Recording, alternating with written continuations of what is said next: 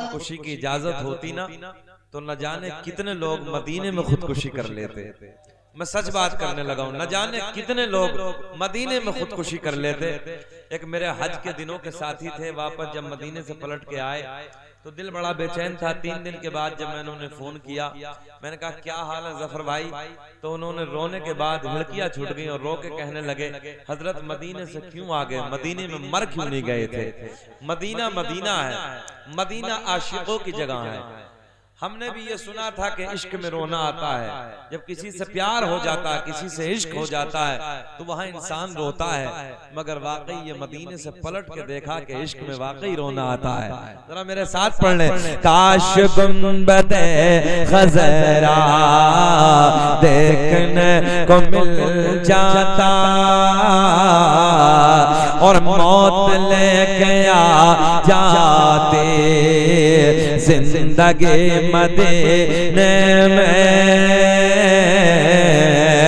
کہ موت لے کے آ جاتے زندگی مدینے میں, زندگی مدینے میں, اور موت سے گلے مل کر, موت سے گلے مل کر زندگی میں مل جاتا. کاش گنبد خضرا دیکھنے کو مل جاتا, کاش گنبد خضرا دیکھنے کو مل جاتا.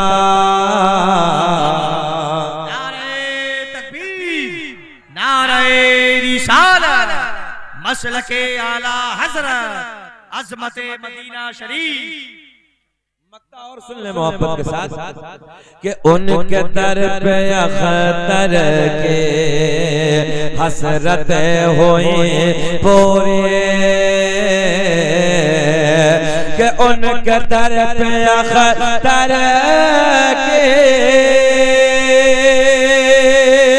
حسرتیں ہوئیں پورے, حسرتیں ہوئیں پورے, کہ سائل در اقدس, سائل در اقدس کیسے منفعل جاتا. کاش گنبد خضرا دیکھنے, پڑھ لو میرے ساتھ پڑھ لو, کاش گنبد خضرا دیکھنے کو مل جاتا.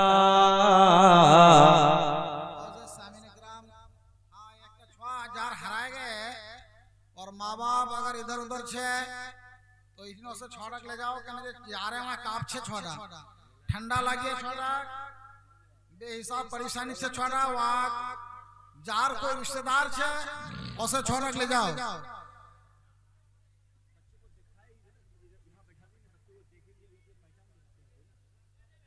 بیٹھے بیٹھے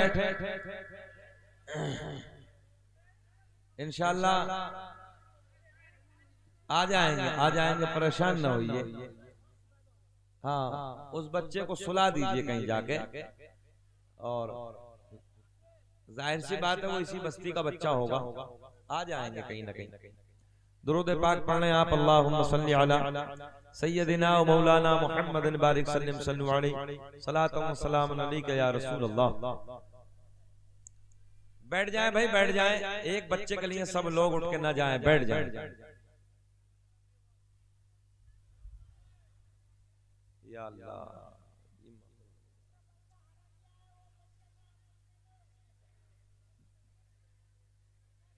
بیٹھ جائیں آپ لوگ, ادھر دیکھیں, آپ لوگ ادھر دیکھیں, جس کا بچہ ہوگا وہ مل جائے گا. بیٹھیں. اللہ نے آج تک اس قوم کی حالت نہیں بدلی, اللہ نے آج تک اس قوم کی حالت نہیں بدلی, نہ ہو احساس جس کو خود اپنے حالت کے بدلنے کا. بدلیے, دنیا بدل رہی ہے, حالات آپ دیکھ رہے ہیں، آپ کے سب سامنے ہیں.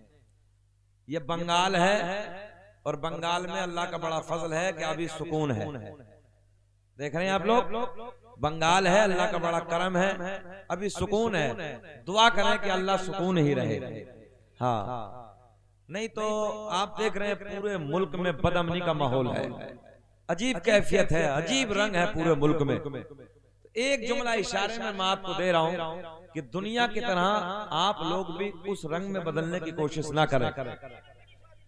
بیٹھے بیٹھے بیٹھ جائیں بابا، بیٹھ جائیں. بلکہ کوشش یہ کرو کہ اپنے حالات کو جیسے ہیں ویسے رکھیے.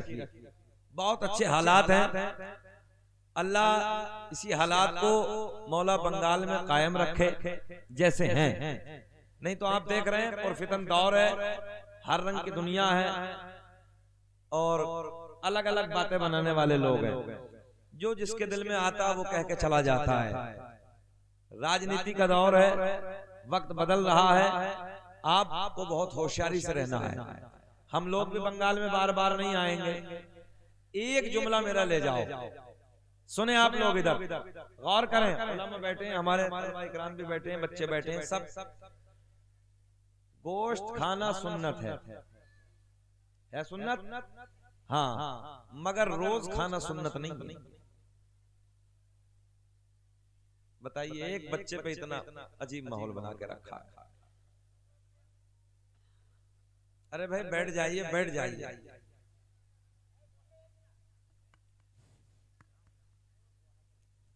بچے کو لے جائیے، کسی کے گھر سلا دیجیے، آپ لوگ ادھر بیٹھ جائیے. بیٹھ جائیں، بیٹھ جائیں بھائی، بیٹھ جائیں. جانے آپ لوگ تو سن رہے ہیں نا، چلیے جانے دیجیے. آپ لوگ سن رہے ہیں، اللہ آپ کو خوش رکھے، شاد آباد رکھے. اتنا افراتفری کا ماحول بنا دیا ہے کہ کچھ نہیں پوچھیے. اب کتنی محنت کی ہمارے مولانا عبد القدوس صاحب یا کمیٹی والوں نے، بستی والوں نے، افراتفری ایک دم بنا کے رکھی ہے. تھوڑا سن لیجیے. میں کیا عرض کرنے لگا تھا، گوشت کھانا سنت ہے مگر روز کھانا سنت نہیں ہے. پیٹ سے پتھر باندھنا بھی سنت ہے، فاقے کرنا بھی سنت ہے. آج کے حالات کیسے ہیں؟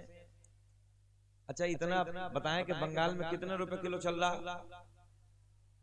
1 کیجی کتنے کا ہے؟ 250 روپے کا ہے. آپ کے یہاں سستا ہے، ہمارے یہاں مہنگا ہے. بہرحال 250 روپے روز. اگر اس پیسے کو ہم بچائیں گے تو ہمارے پاس اگر 2-4 بچے ہیں تو کم سے کم 2 بچوں کی فیس مہینے میں چلی جائے گی. گوشت کھانے کے لیے ہم منع نہیں کر رہے، مگر وقت کے حالات ایسے ہیں. ابھی 13 ربیع الاول کو میں آپ ہی کے بنگال کے ایک ضلع میں تقریر کرنے کے لیے آیا تھا. بنگال کا ضلع ہے جو ہجلی کے قریب میں لگا ہوا ہے، باکوڑا ضلع ہے. آپ کا بنگال کا ضلع؟ جب باکوڑا ضلع پہ راجدھانی ٹرین سے میں باکوڑا اسٹیشن اترا تو اسٹیشن سے لے کے جہاں تک جل سے گاہ تک مکمل فورس کا انتظام تھا، پولیس پرشاسن کا انتظام تھا. بہرحال میں بات کو سمجھ نہیں پایا. اسٹیشن سے لے کے وہاں تک جب تک جلسہ ہوا، جب تک پورا پرشاسن، اس کے بعد پورا پروٹیکشن. ہم ایئرپورٹ کے لیے نکلے تو آگے پیچھے پولیس کی گاڑی. تو وہاں کے ایک عالم دین نے مجھے بتایا کہ حضرت یہاں کا موجودہ جو ضلع کا ادھیکاری ہے، ضلع کا جو ڈی ایم ہے، وہ ماشاءاللہ اپنا ہے. سبحان اللہ، مسلمان ہیں، ہمارے نبی کا کلمہ پڑھنے والا ہے. اب ایک بات بتاؤ، ضلع کا ڈی ایم جب اپنا تھا تو یہ پوری پاور اپنے ہونے کی وجہ سے ملی، اور جب اپنا نہیں ہوتا تو کیا پاور ملتی؟ کچھ نہیں ہوتی. اس لیے میں آپ سے گزارش کروں گا کہ مہینے میں 1 بار کھا لو، 2 بار کھا لو، باقی پیسہ بچا لو، اور اس پیسے کو بچا کے اپنی نسلوں پہ لگائیے، نسلوں کو پڑھائیے.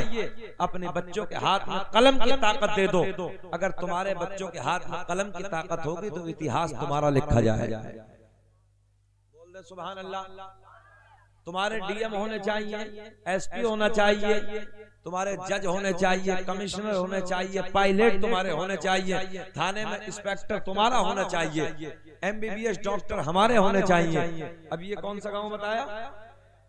کوئل آرا میں جتنے لوگ یہاں پر بیٹھے ہیں دانشور لوگ ہیں. بتاؤ ایمانداری سے، کیا ایک ڈی ایم ہے تمہارے گاؤں میں؟ نہیں ہے نا, ایک ڈی ایم بھی نہیں ہے, ایک ایس پی نہیں, کوئی جج ہے یہاں پر؟ اتنے بڑا گاؤں میں 3 مسجدیں ہیں, تقریباً 1000 ووٹ ہیں, 1000 ووٹ میں کوئی ایسا نہیں ہے جو کم از کم تم لوگوں کے اندر ایک ڈی ایم ہوتا.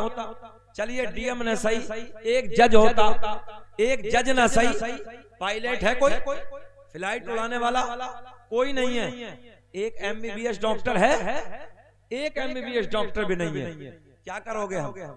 نسلیں ہماری برباد ہو رہی ہیں, بس ہماری نسلوں کو کھانا ہے, گوشت کھانا ہے اور موج کی زندگی, باقی کچھ پتا نہیں. ایک جملہ لے جاؤ, جب تک ممتا ہے تمہارے یہاں تمہیں سکون لگ رہا ہے, آرام لگ رہا ہے. ہمارے حالات بھی یوپی میں یہی تھے. تم جاگو گے تب جب یہ سرکار چلی جائے گی, ہوش میں تب آؤ گے جب تمہارے سر سے یہ سایہ جو سرکار والا ہے یہ چلا جائے گا. جب تم جاگو کہ علم کتنا ضروری ہے, جب ہوش میں آؤ گے, جب تمہیں پتا چلے گا کہ ہمارے بچوں کے ہاتھ میں قلم کی طاقت ہونی چاہیے. آج ہمارے بچے عیاشوں کے اڈوں پہ کھڑے ہیں, آج ہمارے نوجوان 18-20 سال کے بچے شرابوں کی دکانوں پہ کھڑے ہیں, شراب کے پیالے ان کے ہاتھوں میں ہیں, عیاشوں کے ٹوپ اپنی راتوں کو رنگین بنانے لگے ہیں. ہمارے بچے ہیں پروازیوں کے راستوں پہ اپنی زندگی کو گزار رہے ہیں, نشے کے انجیکشن لگا رہے ہیں, نشے کی گولیاں کھا رہے ہیں, مگر ہمارے ماں باپ کو کوئی احساس نہیں ہے. نہ ماں کو پتا ہے, نہ باپ کو پتا ہے, نہ بڑے بھائی کو احساس ہے کہ میرا بھائی جاتا کہاں ہے. باپ کو غیرت مر گئی ہے, باپ کو یہ احساس نہیں ہے میرا بیٹا کہاں جاتا ہے, ماں کو یہ پتا نہیں ہے میرا بیٹا اپنی زندگی کو کہاں گزارتا ہے. شرابوں کی دکانوں پہ ہمارے بچے کھڑے ہیں. ارے بھیا اس مائک کو بنا لو یار, بغیر اس مائک کے تقریر کر دیں گے تو اچھا ہے. بنائیے اس مائک کو, بنائیے ٹھیک ٹھاک. حضرت جلسہ کرایا کرو تو مائک ایک نمبر لگایا کرو. سب سے پہلے پیسہ دیتے ہیں, ایسا نہیں کہ پیسہ نہیں دے رہے. کونین بھائی نے کل بھی اس بات کو کہا کہ مائک نہیں کا بڑھیا. اور آپ جانتے ہیں سب لوگ کہ جب تک اوزار نہیں ہوگا تو مستری بھی بیکار ہوتا ہے. بولو, جب اوزار نہیں ہوگا اس پاس کیا کرے گا مستری؟ کوئی میکینیکل کام نہیں کر پائے گا. ہمارا اوزار ہی مائک ہے. بھیا تھوڑا سا ایسا اور بنائیے, اچھا کریے. میرا کریم اللہ اعلان فرماتا ہے, یا ایھا الذین آمنوا اتقوا اللہ وکونوا مع الصادقین. اے ایمان, اے اللہ, اے بابو ادھر بیٹھیا, اٹک بیٹھک کھڑے ہو کے بتا ارکان اسلام کتنے, بتا ارکان اسلام کتنے, کھڑے ہو کے. عجیب رنگ ہے. اس موبائل نے ہمارے بچوں کو برباد کر کے رکھ دیا. وضو کا طریقہ آپ کو یاد نہیں ہوگا صحیح معنی میں, غسل کا طریقہ یاد نہیں ہوگا, مگر جلسے میں بیٹھنے کے لیے تیار نہیں تاکہ کچھ بات مل جائے, سیکھنے کے لیے تیار نہیں ہے. اٹک بیٹھک عجیب رنگ ہے. بیٹھیے بھائی تھوڑا. اللہ اعلان فرماتا ہے, یا ایھا الذین آمنوا اتقوا اللہ, اے ایمان والو اللہ سے ڈرو, وکونوا مع الصادقین, اور سچوں کے ساتھ ہو جاؤ. اللہ سے ڈرنا کیا ہے؟ جلسوں میں آؤ, بازاروں میں گھومو, یہ اللہ سے ڈرنا ہے.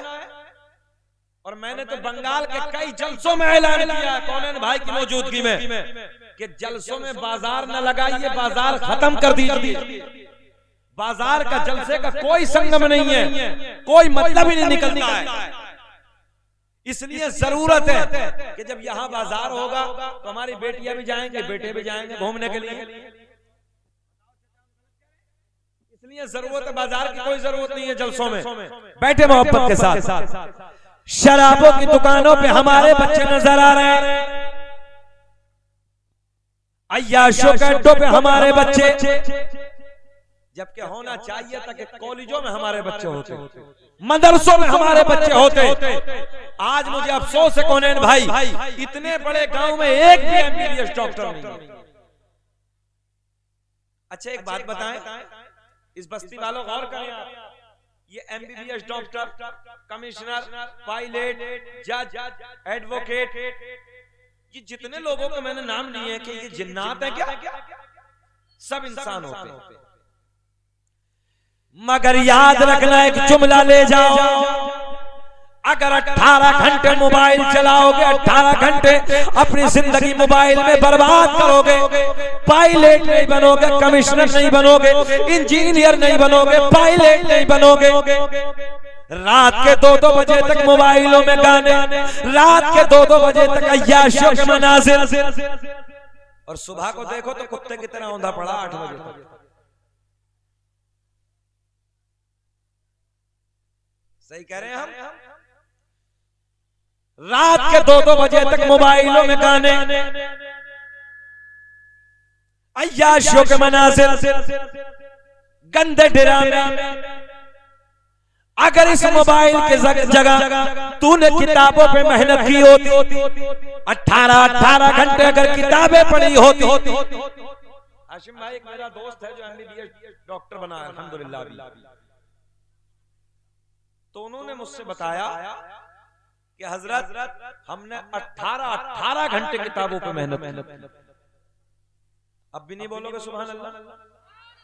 اور ہمارے بچے کیا کر رہے ہیں؟ 18 گھنٹے موبائل دیکھ رہے ہیں۔ ہاں بتائیے، یہ ہمارے بزرگ بال بیٹھے ہیں خود بتا رہے کہ ہم نے 18 گھنٹہ پڑھا۔ یہ ضلع کا ادھیکاری، ضلع کا ڈی ایم ایسا نہیں بنتا ہے جب تک 18 گھنٹے رات و دن محنت نہ کرے تک یہ IAS کی ڈگری نہیں ملتی، یہ IPS کی ڈگری نہیں ملتی۔ بتائیے، اس لیے ضرورت ہے نوجوانوں محنت کرو، آگے بڑھو۔